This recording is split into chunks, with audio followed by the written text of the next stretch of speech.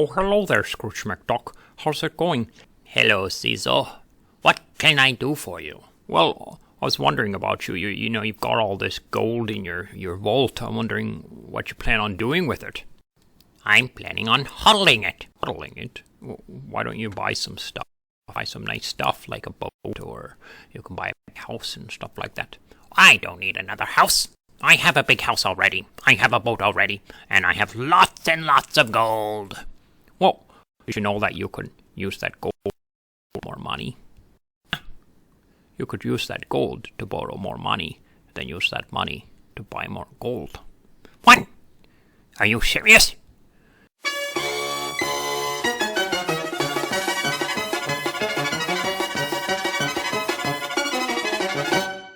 Hello and welcome to Caesar's Snack Sandwich. Today we're taking a look at the Standard.io. Now what the main mission of the Standard.io is that they're looking to use real world assets as well as cryptocurrencies to back the minting of stablecoins. They're going to start with the euro, so a euro pegged stablecoin. Now this protocol is currently not live. It's in the pre-market distribution cycle. So I'm going to stress very hard right now that this is not financial advice. I'm not suggesting you to go out and buy this standard token. You can go through these emissions and go through the schedule and read up on it and find out if you would like to participate in this or not. That's up to you. What I'm going to do today is explain to you how this protocol works, right? Basically, I'm going to use a flowchart and show you how they plan to issue these stablecoins and a few key features about these stablecoins and so forth. I would suggest you to come and read the white paper. It's quite good. Click here, white paper. And I have highlighted quite a few pieces of it, but I'm just going to show you a little bit. You could pause the video and read all of these, but I'm going to say here that the user effectively holding a currency that is being affected by inflation. So what are they talking about that? They're trying to solve the problem of other stablecoins. Stablecoins hold US dollars usually, or US dollar-like things, and they issue US dollar stablecoins. Now, if you're holding US dollars, you're getting affected by inflation. So what they're trying to do is use things that are not inflationary, like gold, or, well, gold is slightly inflationary, but gold, or maybe some cryptocurrencies that are deflationary, or even like, Bitcoin, which is, hard capped. So that's the main thing that I took away from these. But again, pause the video, read those, and use cases. There are lots of use cases for stablecoins, I know, we all know. But one of the things that I really like about these kinds of borrowing or minting stablecoins based on collateral is your ability to leverage. You don't need to sell your assets to get more liquidity to use for whatever reason you want. You want to buy a car, you want to invest more money, you can leverage yourself up. So, yeah, like I said, read through read through this white paper if you still don't understand what I'm talking about. Now, they do have this partnership somehow. If you go to this website down here, and down here you see partnered with Vaultoro. So Vaultoro is an asset custodian, and it will be plugged into the standard, so people who are customers of Vaultoro will be able to use their holdings there to generate or mint some euros, so some standard euro, and the process will happen on the standard eventually when they develop their UI. Now, unfortunately, I don't have anything to show you right now. So let's swing over to the flowchart, and I'll explain to you how this thing is going to work, and basically how they're going to get these stablecoins out in about. Okay, so let's do that now. Okay, so here we are on the flowchart, and to start with, I'm going to pull out Bill. Now, Bill is going to interact with the standard protocol, like I said, via the Vaultoro. So he's going to look at the Vaultoro and think about, oh, how can I use this thing to get some stable coins and leverage up my assets and so forth. So the first choice, like I said, is he can interact with the real world vault stuff. So if he has actual real world gold and he's put it into some vault that is partnered with this program, or he could go and find a vault that's partnered with this program, he could stick his gold in there and they could hold it. They would mint some gold token and put it in the Vaultoro for him. Now, he cannot pull this Vault token or this gold token out and put that into circulation. It's basically just a locked loop between Vaultoro and the actual company who's holding the real world gold. Now, now that he has some gold in his vault here, he can use that value to mint him some euro tokens into his wallet, and use those euro tokens however he pleases.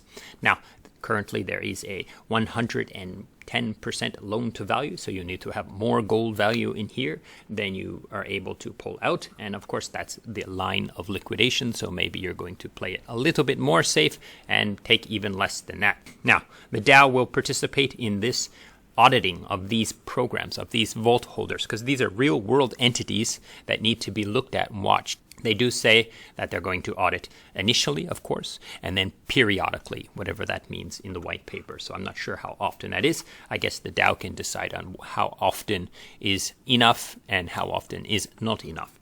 Now, if you put gold into this thing, you have to pay a storage fee, and this storage fee is paid per day. This number is not disclosed right now. It wasn't in the white paper. I guess you have to keep an eye out for this if you're going to participate in this and find out what is the storage fee. It's paid per day in the gold that you are supplying. So the value of your gold is basically decreasing at all times, and they are taking over ownership of your gold. So make sure you understand what this storage fee is and how much it's going to cost.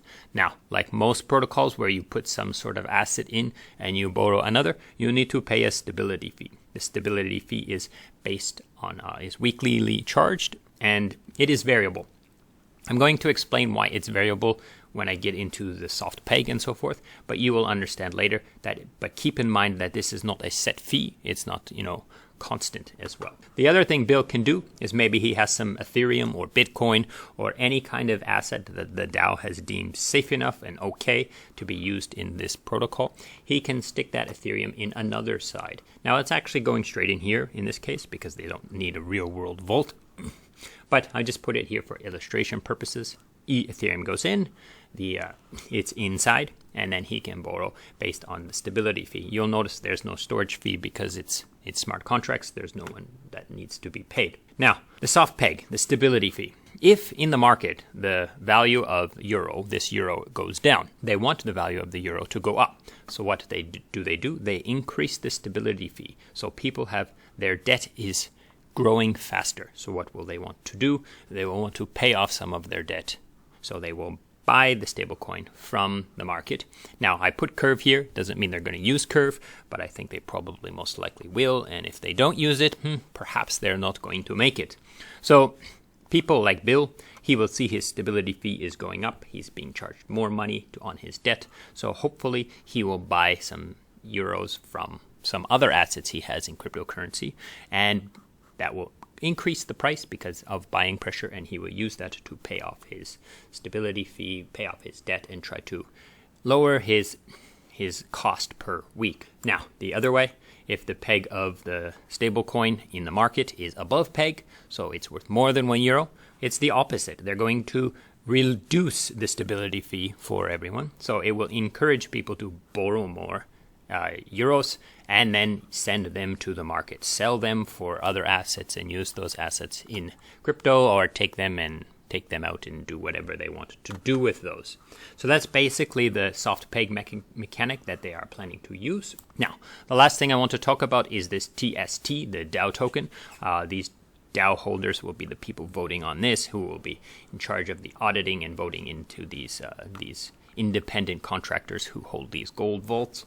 So what can they vote on? They can vote on the stability fee. So they can decide on what kind of increase and decrease based on the peg and so forth. So I assume this will be very complicated, but that's one of the things the DAO will be able to vote on based on their holdings of the TST token. They will take care of the auditing, like I said.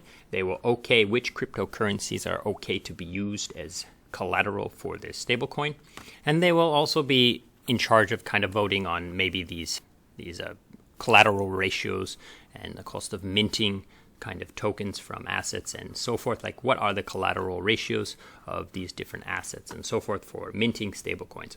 Now, another key feature of the TST token is if you use the TST token to pay back your fees, your stability fee, then you get a 50% discount on it. So they will add the buying pressure to this token to try to use TST token to pay off your stability fees and so forth. And the last thing the TST holders will be able to do is, as long as they're staked inside the vault here or inside the Toro vault, is that you will be able to use some of the euros that you have to buy liquidated assets in the case of a liquidation. So if there is a liquidation on here or here, then these people who hold these tokens will have the ability to buy up those assets as a liquidation, of course, by repaying their debts. Now they get a 5% discount on all the assets that are being liquidated.